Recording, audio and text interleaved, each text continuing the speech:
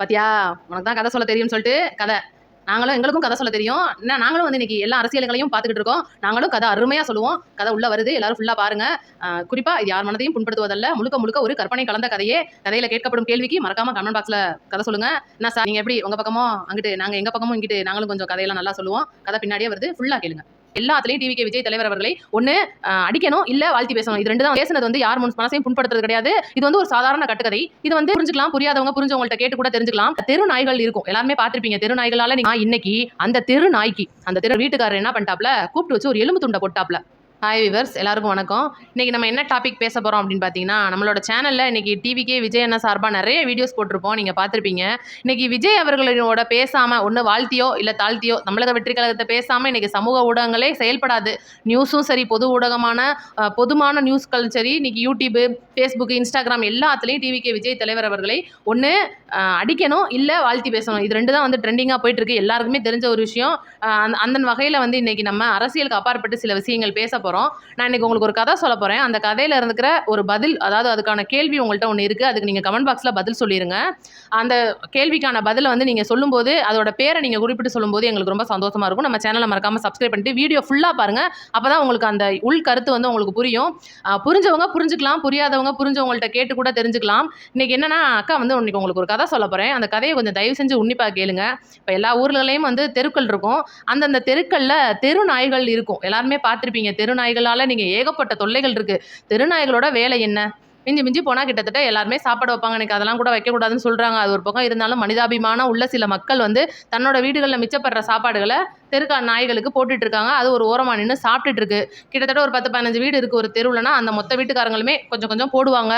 இல்லை ரோட்டில் இருக்கிற வழிப்போக்கர்கள் யாராவது பிஸ்கட் வாங்கி கொடுப்பாங்க. ஏதோ மனிதாபிமானம் உள்ளவர்கள் செய்கிறாங்கன்றது இருக்கலாம். ஆனால் இன்னைக்கு அந்த தெரு நாய்க்குன்னு வந்து ஒரு குறிப்பிட்ட ஒரு வீட்டுக்காரர் என்ன பண்ணிட்டாப்ல, கூப்பிட்டு வச்சு ஒரு எலும்பு துண்டை போட்டாப்ல. எப்படி வெறும் ஒன்றுமே கிடைக்காத ஒரு சாதாரண மிஞ்சி போன சாப்பாடவே சாப்பிட்டுட்டு இருந்த அந்த நாய்க்கு இன்னைக்கு ஒரு எலும்பு துண்டு கிடச்சிருச்சு அப்படின்னும் போது அது எவ்வளோ சந்தோஷமாக சாப்பிடும் அப்படின்னா எல்லாருக்குமே தெரியும். அந்த ஒரு தெரு நாய் அப்படின்றது ஒரு தனிப்பட்ட வீட்டுக்காரர் ஒருத்தர் வந்து எலும்பு துண்டு போட்டுட்டாரேன்னு சொல்லி ரொம்ப அது ஒரு ஆர்வமாகவே அதை சாப்பிடுது. அப்படின்னும் போது அந்த தெரு நாய்க்கு அடுத்து, ஏன்னா இப்போ ஒரு தாட்டி கிடச்சிருச்சு அப்படின்னும் போது அந்த தெருக்களில் இருக்கிற மித்த வீடுகளில் விட அந்த தெரு நாய்க்கு யார் அந்த எலும்பு துண்டு போட்டாங்களோ அந்த வீட்டு கிட்டேயே போய் படுக்க ஆரம்பிச்சிருச்சு. படுத்து அடுத்து அவங்க எப்படா நம்மளுக்கு எலும்பு துண்டு போடுவாங்க. அப்போ நம்ம வந்து இங்கே தானே கொஞ்சம் தூரம் நடந்துக்கிட்டே இருந்தோம். இப்படியே நடந்தோம் கொஞ்சம் நேரம். அவர் கூப்பிட்டு நம்மளுக்கு எலும்பு துண்டு தந்தாப்புல. இப்போ நம்ம இங்கேயே மறுபடி இங்கேயே சுற்றி வருவோம். எப்படி சுற்றி வரும்போது அவர் மறுபடியும் நம்மளுக்கு எலும்பு துண்டு தருவார் அப்படின்னு நினச்சிட்டு அந்த வேலையை பார்க்குது. இப்போ அந்த நாய் என்ன பண்ணுது அப்படின்னா, அந்த எலும்பு துண்டு தந்தாங்க பார்த்தீங்களா, அவரை மட்டும் விட்டுருச்சு. மித்த வீட்டுக்காரங்க இருக்காங்க பார்த்தீங்களா, அவங்க அந்த தெருக்களில் நடமாடும் போது பயங்கரமாக குலைக்குது. ஆனால் இந்த வீட்டுக்காரர், அந்த எலும்பு துண்டு போட்ட வீட்டுக்காரரை மட்டும், அவங்க வீட்டில் இருக்கிறவங்க மட்டும் போனா வந்தா குலைக்கல. இவருக்கு என்ன தோணுது, என்னடா அது இவ்வளோ நாள் வந்து எல்லாருமே வந்து நல்லபடியாக இருந்த ஒரு நாய் இன்னைக்கு நம்ம ஒரு எலும்பு துண்டு தான் போட்டோம், நமக்கு இவ்வளோ விசுவாசம் ஆகிப்போச்சே, மித்த யாரையுமே அவ்வளோ தூரம் குலைக்குது, நம்ம வீட்டுக்காரங்க இருக்கிறவங்கள மட்டும் குலைக்கலையே அப்படின்னு சொல்லிட்டு என்ன பண்ணுறாப்புல, அடுத்து மறுபடியும் இன்னொரு எலும்பு துண்டு போடுறாப்புல.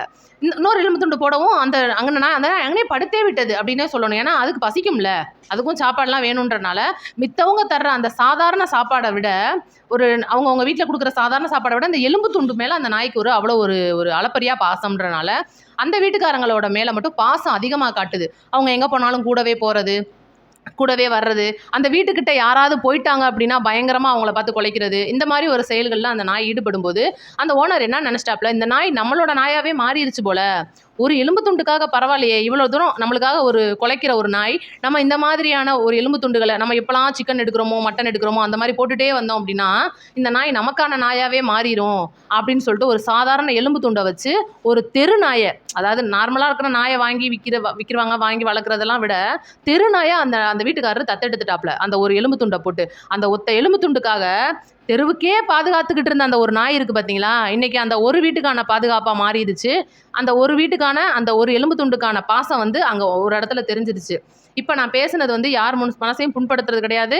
இது வந்து ஒரு சாதாரண கட்டுக்கதை. இது வந்து குறிப்பிட்டு யாரையுமே நம்ம சொல்லலை. இப்போ உங்கள்கிட்ட நான் கேட்குற கேள்வி என்ன அப்படின்னா, இந்த நாய்க்கு நம்ம என்ன பேர் வைக்கலாம், நல்ல பேராக ஒன்றை யோசிச்சு இந்த நாய்க்கு என்ன பேர் வச்சா பொருந்தும் அப்படின்றத யோசிச்சு நீங்கள் மறக்காமல் கமெண்ட் செக்ஷனில் சொல்லுங்கள். இதுக்கு தான் இந்த வீடியோ நம்ம அப்லோட் பண்ணுறோம். நம்மளோட சேனலை மறக்காமல் இந்த வீடியோ நீங்கள் முழுசாக பார்த்துருந்தீங்கன்னா தான் உங்களுக்கு விவரம் புரிஞ்சிருக்கும். உங்களோட கமெண்ட்டை சொல்லிருங்க. அது ஒரு பக்கம் இருந்தாலும், இன்னைக்கு அந்த ஒரு நாய், அந்த தெரு நாய் வந்து இன்னைக்கு என்ன பண்ணிருச்சு, நெறைய தெருக்கள் இருக்கும்ல. அந்த ஒரு தெருன்னு இருக்கு. அதுல நெறைய தெருக்கள்ல இருக்கிற நாய்கள்ட்ட போய் நாய் பாஷையில பேசி, எல்லா நாயையுமே, அந்த தெரு நாயா இருக்கிற எல்லா நாயையுமே, நான் சொல்றது ஒவ்வொரு வீட்டு நாய பத்தி நான் பேசலங்க. ஒவ்வொரு தெரு நாய்ன்னு திரியுங்கள்ல கூட்டமா, அந்த தெரு நாய்கள்ட்ட பூரா இது பேசி, அந்த வீட்டுக்காரர் எலும்பு துண்டு தந்தாரு எனக்கு.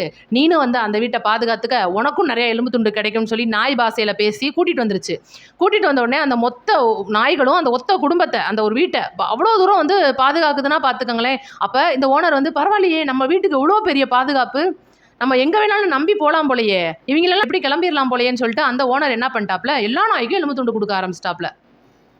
இப்ப எல்லா நாயுமே வந்து அந்த ஒரு குடும்பத்துக்கு, வீட்டுக்கு மட்டும் சொந்தமான நாய் ஆயிருச்சுனால, இந்த தெரு மக்கள்லாம், அதாவது பொதுவா அவ்வளோ பெரிய மக்களுக்கு நடுநிலையா அந்த இருக்கிற அந்த தெரு நாய் அப்படின்றது, ஒரு குடும்பத்துக்கு மட்டும், ஒரு வீட்டுக்கு மட்டும் காவலா ஆயிருச்சுன்றனால, மக்களுக்கு பயமாயி போச்சு. தெருவுல இருக்கிற மக்களுக்கு. ஏன்னா, எங்க போனாலும் வந்து கடிக்க வருது, கொலைக்குது ஓவரா. ஏன்னா, நம்ம தனியா ஒரு வீட்டுக்கு நம்ம சின்ன பிள்ளைங்கலாம் வச்சிருப்போம். விளையாடுறதுக்கு ஒரு நாய் வாங்கிட்டு வந்து கட்டுவோம்னா கூட, அந்த நாய் வந்து கடிக்க வந்துருமோ? அந்த நாயோட சேர்த்து நம்மளையும் கடிச்சிருமோ? ஏன்னா ஆல்ரெடி தெருவுல திரிஞ்ச நாய். இன்னைக்கு என்னமோ பெரிய இடத்துல இருக்குது. ஆமாங்க, உண்மையிலேயே பெரிய இடத்துல தான் அந்த நாய் இருக்குது. ஏன்னா, அவ்வளோ எலும்பு துண்டு அவ்வளோ நாய்க்கும் போடுறதுன்னா, அது எவ்வளோ பெரிய ஒரு வீடா இருக்கும். யோசிச்சு பாருங்க, வசதியான வீடு. அப்படின்னும்போது நமக்கு பயமா இருக்கு. ஒருவேளை தெருவுல திரிஞ்ச நாய் நமக்கு ரேபீஸ் எதுவும் வந்துருமோ? அப்படின்ற ஒரு பயம் இருக்கு. இன்னைக்கு அந்த தெருவுல திரிஞ்ச ஒரு நாயை நினைச்சு நம்மளுக்கு அவ்வளோ தூரம் பயமா இருக்கு. என்னடா இது? நம்ம வருத்தப்பட வேண்டியிருக்கு. இவ்வளோ தூரம் இந்த மக்களுக்காக அந்த தெருவுல நிக்கிற ஒரு நடுநிலையா நின்ற ஒரு தெரு நாய், இன்னைக்கு ஒரு குடும்பத்துக்காக, ஒரு வீட்டுக்கு மட்டும் பாதுகாப்பா ஆயிருச்சுன்னா, அப்ப மக்கள் வந்து என்ன பண்ணுவாங்க? அந்த ஏரியால இருக்கிற மக்கள் பாவம் தானே.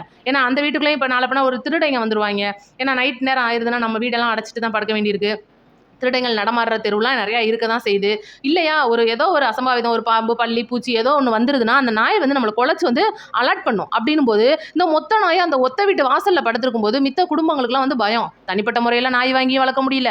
இந்த தெரு நாயும் அந்த ஒத்த வீட்டுக்கு சொந்தமாயி போச்சு. அந்த ஒரு நாய் தான் சொந்தமாயி போச்சுன்னு இல்லாம, இருக்கிற 10 நாயையும் சேர்த்து போட்டு கூட்டி, அந்த ஆள் பட்டியிலேயே அடைச்சிட்டாப்ல. ஏன்னா, எலும்பு துண்டை டெய்லி போடுற மனுஷன் வந்து எவ்வளோ சந்தோஷமா இருப்பாரு. நம்ம நம்ம ஒரு குடும்பத்துக்கு, ஒரு வீட்டுக்கு, இவ்வளோ பெரிய வீட்டுக்கு வந்து இவ்வளோ நாய்கள் வந்து நம்மளுக்கு பாதுகாப்பா இருக்குன்னு நினைச்சா அவருக்கும் ஒரே ஆனந்தம்.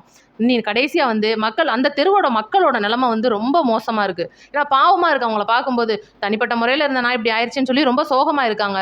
அதனால தயவு செஞ்சு நம்மளோட ஆனா இந்த இந்த எலும்பு துண்டெல்லாம் போட்டு இவ்வளோ நாய்களை பாதுகாத்துட்டு வர அந்த வீட்டு ஓனருக்கு தெரியல.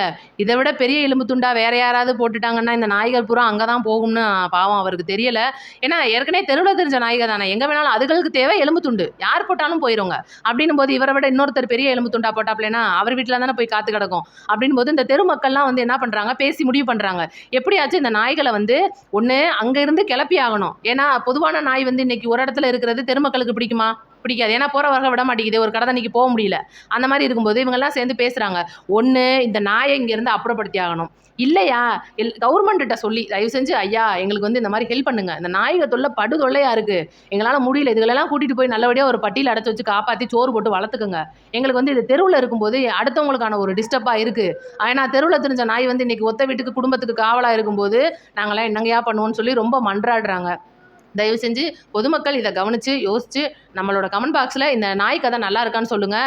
உங்களோட கமெண்ட்டில் எனக்கு தேவை என்னென்னா, நான் மொதல் சொன்னேன் பார்த்தீங்களா, எலும்பு துண்டுக்கு ஓடின நாயின்னு, அந்த நாய்க்கு என்ன பேர் வைக்கலான்னு சொல்லுங்கள். கமெண்ட் பாக்ஸில் மறக்காமல் அந்த பேரை சொல்லுங்கள். ஆமாம், அந்த நாய்க்கு பேர் சொல்லுங்கள். ஓனருக்கும் என்ன பேர் வைக்கலான்னு சொல்லுங்கள். அதுக்கப்புறம் அடுத்து சில நாய்களை கூட்டிகிட்டு வந்துச்சுல அந்த பொண்ண நாய், அந்த நாய்களுக்கும் ஒவ்வொரு பேர் சொன்னீங்கன்னா கமெண்ட் பாக்ஸில் சொல்லுங்கள். நம்ம அந்த நாய்களுக்கெல்லாம் பேர் வைப்போம், பேர் சூட்டு விழாவே நடத்திடுவோம். குறிப்பாக இது யார் மனசையும் புண்படுத்துறதில்ல, ஒரு காமெடி கதை அப்படின்னு வச்சுக்கோங்க. ஏன்னா நாங்கள் வந்து பொறுப்பில்லை, இது வந்து ஒரு டிஸ்க்ளைமராகவே நாங்கள் சொல்லிட்டோம். நம்ம சேனலை மறக்காமல் சப்ஸ்கிரைப் பண்ணிவிட்டு தயவு செஞ்சு வீடியோ ஸ்கிப் பண்ணாமல் முழுசாக பாருங்கள். உங்களோட கமெண்ட் எதுனாலும் கமெண்ட்டில் சொல்லுங்கள். ஆல்வேஸ் உங்களுக்கு பதில் தரதுக்கு நாங்கள் ரெடியாக இருக்கோம். அனைவருக்கும் நன்றி, வணக்கம்.